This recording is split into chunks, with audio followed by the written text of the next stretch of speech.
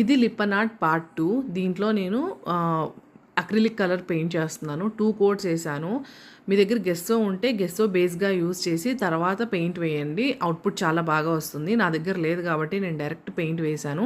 Paint వేసినాక ఆరిపోయినాక కొద్దిసేపు అయ్యాక నేను వార్నిష్ కూడా వేసాను ఒక కోటు. అది రికార్డ్ చేయడం మర్చిపోయినాను.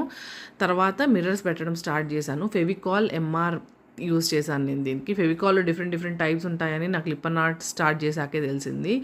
And Lippan arts demands patience, చాలా పేషెన్స్ కావాలి.